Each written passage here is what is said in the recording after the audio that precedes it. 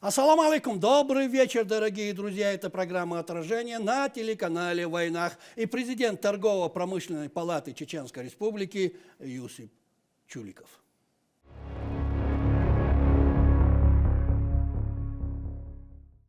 Машол, Юсуп. И сразу переходя к нашему разговору, чтобы не тратить зря время. Я понимаю, что вы человек занятой. Спасибо, что смогли приехать ко мне в студию и ответить на мои вопросы. Вам спасибо за приглашение. Для меня большая честь, Ламали, оказаться на вашей передаче. Приятно слышать, приятно. И мой первый вопрос. Юсуп, Торгово-промышленная палата – это что? Извините за такой вопрос, конечно, но и все-таки, если сказать простыми словами, и что она собой представляет сегодня? Прошу. Ну, я так, в общих чертах. Торгово-промышленная палата – это добровольная, негосударственная, некоммерческая организация, созданная для защиты и представления предпринимателей и компаний всех масштабов России. Она объединяет предприятия промышленности, торговли, сельского хозяйства и финансового и сервисного сектора. Вот так если просто? Если так просто, да. Вот так просто? Некоммерческая, негосударственная, да. Понятно, понятно. А кто сегодня является членом Торгово-промышленной палаты Чеченской Республики? Членами Торгово-промышленной палаты Чеченской Республики на добровольной основе являются организации, компании, производственники Чеченской Республики. Сейчас их на сегодняшний день около 130 компаний и организаций. На сегодняшний день в Торгово-промышленной палате у нас зарегистрировано, скажем так, 130? 128. 128, ну 130, скажем 130. Это все на добровольной основе. На добровольной Они основе. сами к вам приходят. Да, и чтобы вы понимали, какой прирост был за последний год, потому что год назад, можно сказать, когда я заступил в должность руководителя торгово-промышленной палаты, после актуализации наших членов палаты было всего 40 с чем-то членов палаты. То есть за прошедший 25-й год прирост произошел, трехкратно. Это за год? Трехкратно, да, за год. За то время, что вы находитесь у руководства, скажем так? Ну, у руководства я нахожусь уже 2 года, да. Ну и все-таки? Все-таки, да. Получается так? Да. Прирост есть? Прирост но уже при вас? Трехкратно, да. Вот видите? А зачем вступать в Торгово-промышленную палату, извините, конечно? Вот каковы преимущества вступления в данную палату и какие задачи она может решать? И как стать ее членом? Это самое главное. Ну, чтобы стать членом палаты, для этого достаточно написать заявление, обратиться к нам. И после рассмотрения заявления и проверки наличия бизнеса и контрагента мы вносим давайте члена тут палаты. Немножечко поподробнее. К вам приходишь, пишешь заявление, что это дальше, Форма, какой алгоритм? Бланк заявления. Да, мы проверяем компанию на ее благонадежность, на ее, скажем, состояние на рынке и благонадежность. Ее актуальность. Скажем так. Проверять обязательно нужно? Ну, это одна из наших, таких задач, функций, чтобы члены палаты были надежными и добропорядочными бизнесменами. Ну, а когда вы можете отказать в приеме? Бывает такое? Такого не было до сих пор. А все-таки?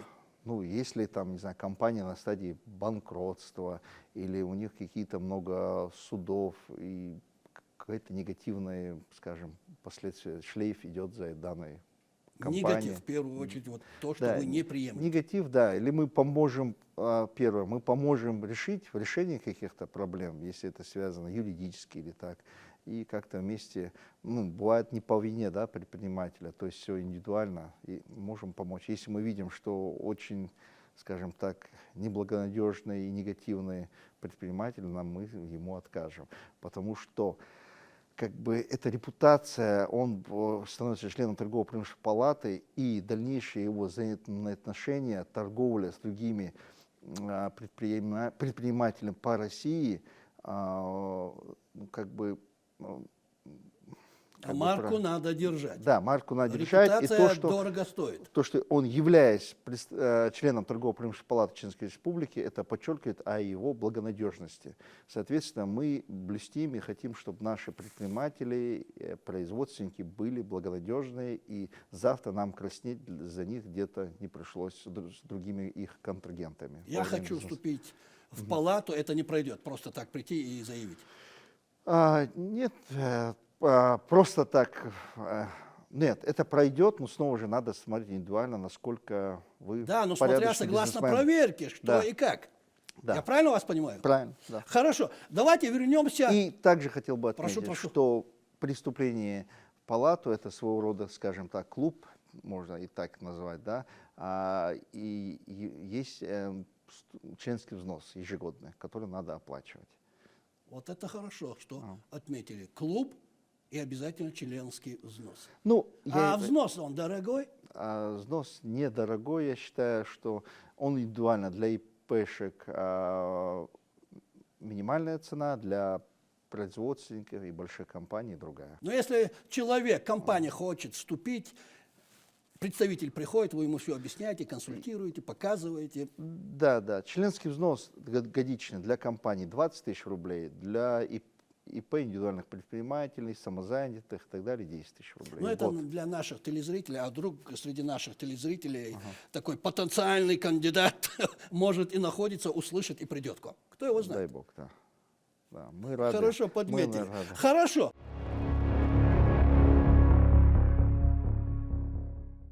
А каким был 2025 год для палаты? Давайте вернемся к этому, к 2025 году. Каковы основные итоги работы? Я понял. Мы просто чуть-чуть отошли от ответа другого, предыдущего. А мы вернемся, прошу. Да. 2025 год был в основном акцентрирован, скажем так, работа велась по усилению услуг палаты, по расширению членской базы и по помощи нашим предпринимателям на выход на зарубежные рынки, выход на зарубежный рынок и также внутрироссийский рынок. Помощь в поиске благонадежных контрагентов, с кем они могут взаимодействовать, торговать и заказывать, и свою продукцию тоже представлять. Были бизнес-миссии в 2025 году, где мы с нашими тоже предпринимателями выезжали за границу и за рубеж и пытались наладить международные контакты и международную торговлю. Также, вот я до этого сказал, что мы увеличили свою членскую базу свою, поэтому велась как бы работа по увеличению членской базы. Проводились мероприятия и форумы, направленные на помощь предпринимателей, на их интересующие вопросы, чтобы органы государственной власти или, скажем так, банковского сектора могли помочь, ответить в диалоге, поучаствовать с предпринимателями. Год был плодотворный. Год был, я считаю, Вы сами, плодотворным. как руководитель, как президент палаты, довольны 2025 годом? В целом я доволен, потому что есть хорошая позитивная динамика. Юсуп, можно ли сказать, что в 2025 году палата успешно расширила спектр своих услуг и стала этаким ключевым партнером для бизнеса в Чеченской Республике? Это будет правильно, если я так скажу? Можно так сказать. Более того, скажу, вот когда я заступил работать в палату, у нас не было квалифицированных экспертов.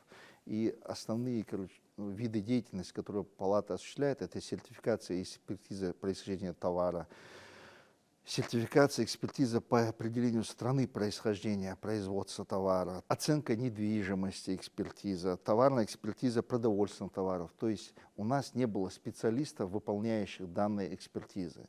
И у меня первый год уходил работа, чтобы подготовить квалифицированные кадры. Получилось? Получилось. Сейчас они есть? Сейчас они есть, слава богу. У нас два эксперта, которые уже получили аккредитации по нескольким видам деятельности, общероссийские. И впервые эксперты палаты Чеченской Республики сдали экзамен по постановлению Российской Федерации, 719 постановлению Российской Федерации по определению происхождения изготовления товара, скажем так. Ну, к этому мы еще вернемся. Да. У меня есть вопрос насчет ваших международных отношений и этих экспертиз. А пока вот такой вопрос.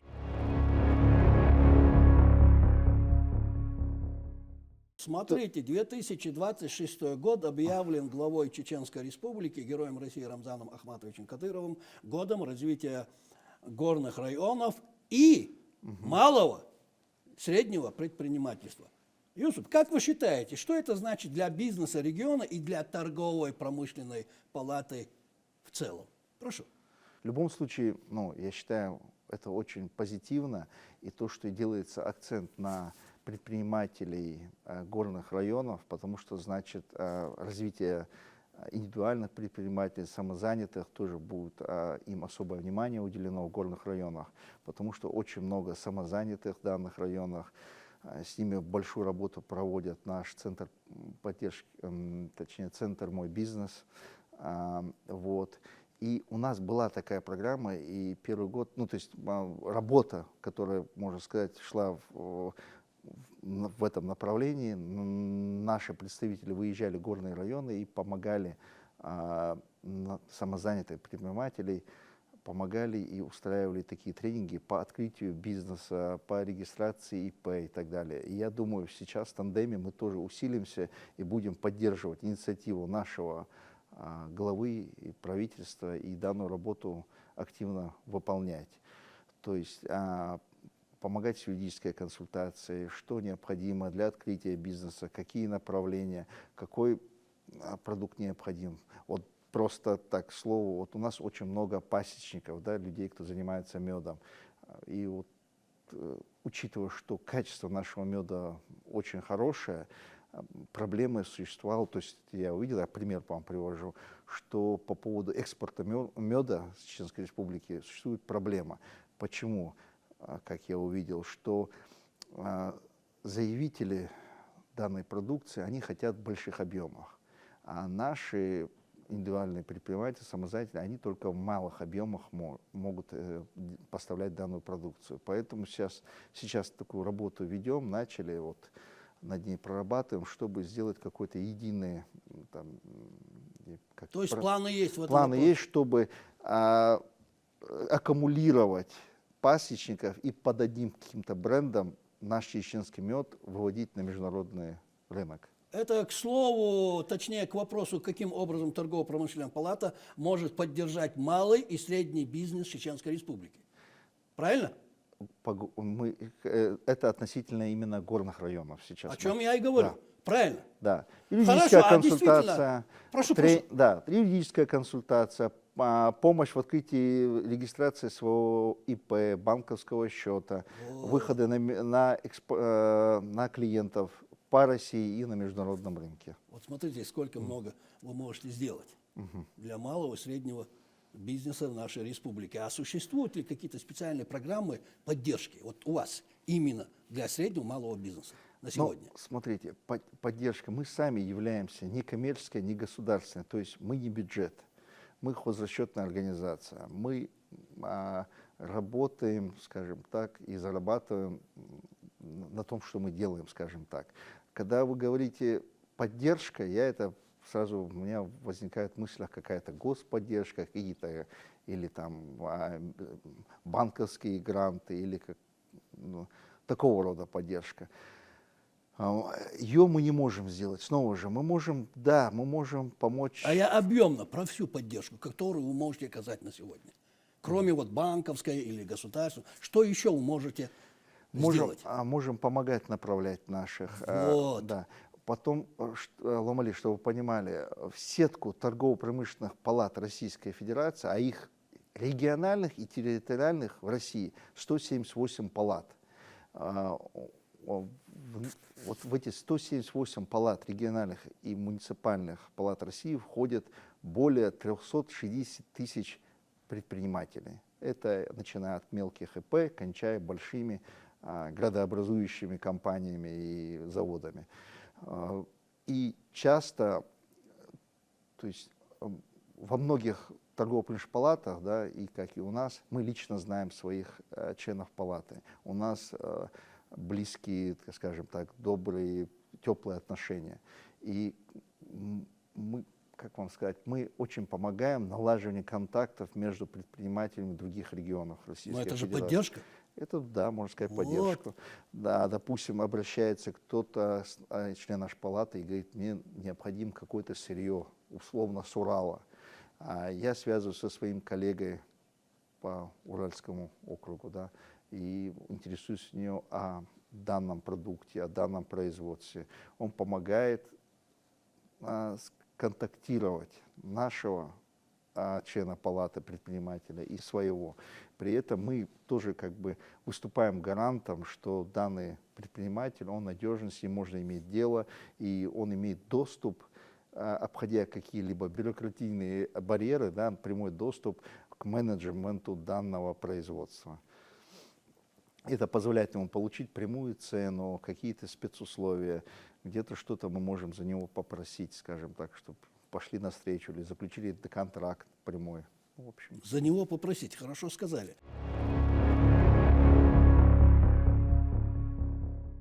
Смотрите, мы говорили, что мы еще вернемся к международному вашим отношениям, международному вашим планам. Вот расскажите, пожалуйста, поподробнее об этом. Что и как. Ну, смотрите, да, за 25 год делегация Торгово-промышленной палаты Чеченской Республики, где-то совместно с Торгово-промышленной палатой Российской Федерации, где-то мы отдельно по своей инициативе и своим контактам вылетали за рубеж для налаживания бизнес-контактов. Была поездка в 25 году в Алжирскую Народную Республику в апреле месяце совместно с делегацией Торгово-промышленной палаты России. Это была такая поездка знаковая, потому что, по моей информации, за 30 лет такой бизнес-миссии не было в Алжир с Российской Федерацией. И алжирская сторона нас очень радушно встретила, хлебосольно, хотела из этих 5 рабочих дней, которые мы там провели, максимально помочь нам показать все свои необходимые предприятия и бизнес, и встречи с бизнес-сообществом. Да. Мы посетили ряд многих компаний, также были бизнесмены с Российской Федерации, с Рязанской области, с Московской области, были хорошие, тесные такие бизнес-контакты. И есть последствия этой поездки. Я не могу сказать, что непосредственно с нашей республикой, но предприниматели Российской Федерации уже законнектились, и идет работа. Нам, для нашей республики, что из этого получилось? Сейчас идет пока переговорный процесс. Это наш член палаты местный, который производит медицинские расходные материалы. Он сейчас, идет диалог его по поводу локализации, сначала дистрибьюции данной продукции в Алжире, с дальнейшей локализацией нашего производства в Алжире. Очень нас на высоком уровне встретили. Руководителем нашей делегации был нами многоуважаемый президент Торгово-промышленной палаты Российской Федерации Сергей Николаевич Катырин, поэтому там встречи были на уровне министра промышленности Алжира, руководителя Торгово-промышленной палаты Алжира и так далее. Высокий уровень. Да. Алжир интересен, он расположен, несмотря на сейчас нынешнюю ситуацию, что много недружественных стран, Алжир хочет и желает дружить с Российской Федерацией, и прям необходимо развивать бизнес. Несмотря на эти пресловутые санкции, мы на международном уровне себя представляем. Да, представляем. И Алжир, он, более того, они же являлись колонией Франции, они сейчас отказываются от французского вот этого всего, последствия, которые у них было, и очень расположены, хотят дружить с Россией, и это, мне кажется, это не просто на республиканском уровне, а на общероссийском уровне надо вовсю развивать и раскручивать. Это же их желание и наши бизнес-возможности. А что представляет собой экспертиза, о которой вы говорили, по подтверждению производства российской промышленной продукции? И почему это направление считается одним из главных для палаты? Вы извините за такие вопросы, но наш телезритель с вами разговаривает в эфире в первый раз, и поэтому я стараюсь как можно больше вам вопросов задать. Прошу. Да, есть постановление Российской Федерации, в котором любой экспортируемый с Российской Федерации товар, он ему необходимо получить сертификат происхождения товара. Этот сертификат, уполномоченным органом выдавать этот сертификат является только торгово-промышленная палаты, скажем, России. Это подтверждение, что товар произведен или в России, или в Китае. Имея эту бумагу до сих пор, да, предприниматель, он получал таможенные льготы при вывозе товара. Начиная с 2022 года, после начала специальной военной операции, сейчас практически весь товар, за исключением каких-то единиц, должен иметь сертификат происхождения товара. Согласно 312-му, если память не ошибается, постановлению правительства Российской Федерации. Для чего это делается? Потому что в связи с санкциями практически невозможно вести какую-то технологическую продукцию в Россию, да, а тем более ввезенные товары, какие-то важные для промышленной отрасли, чтобы это оборудование не вывезли обратно из России. То есть они были до 2022 года ввезены, и теперь, чтобы исключить их вывоза, необходимо получать сертификат происхождения товара и доказывать, что это российский товар, или это китайский, или это немецкий. И если это какой-то европейский высокотехнологический оборудование, то его, соответственно, не дадут вывести согласно указу Минпромторга России. Также есть 719-е постановление правительства Российской Федерации. И согласно ему торгово-промышленные палаты вносят нового производителя в реестр Минпромторга Российской Федерации, что он является российским производителем. Для чего нужно быть в реестре Минпромторга? То есть в реестре Минпромторга подача заявок осуществляется производственником в палату региональную. Допустим, наш какой-то производитель столов, да, и он хочет получить подтверждение, что он является российским производителем местным. Он предоставляет, соответственно, перечень документов, есть этот перечень открытый на доступе, в торговую региональную, где он находится, да, по месту прописки, скажем, его производства, в палату торгово-промышленную. Наш эксперт проверяет наличие всех этих документов и уже дальше передает в палату Москвы, и они уже дальше передают Минпромторг России, который после двойной проверки региональной палаты, потом палатой, экспертным отделом палаты России, они уже Минпромторг, скажем так, нажимают зеленую кнопку и вносят его в реестр Минпромторга. Для чего хорошо быть в реестре Минпромторга? Это для того, чтобы иметь возможность использования мер государственной поддержки, чтобы снова же, чтобы там при заключении с крупными корпорациями, чтобы иметь доступ к предоставлению субсидий и продвижению продукции на российском рынке в качестве замены зарубежному. То есть экспертиза должна быть. Да. И просто если своими словами, в Российской Федерации у нас очень много мер господдержки. И производители могут рассчитывать на эти меры господдержки, если они являются отечественными производителями. Допустим, производитель, если, скажем так, автотранспортной техники, у Минтранса есть, каждый год выходят различные меры поддержки там, по льготному приобретению транспорта. Я, так как сам в прошлом из отрасли лизинга, да, и знаю немного больше об этом, к примеру, у Минтранса есть программа для поддержки регионов по замене общественного транспорта. И Минтранс субсидирует, 30% платит производителю, остальные 70% только регион должен оплатить за данный автотранспорт. То есть, скажем так, такая государственная скидка 30%. Если вы и условием в этом является, что вы приобретали отечественный автобус у отечественного производителя.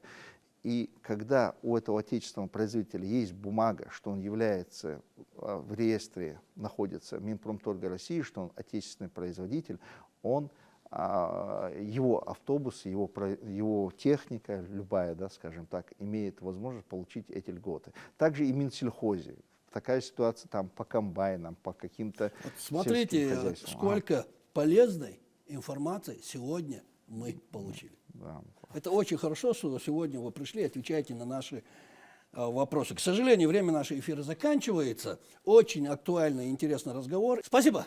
Спасибо, что пришли, ответили на наши вопросы, высказали свое мнение. Удачи вам в вашей работе. Баркам Дейрейсхам.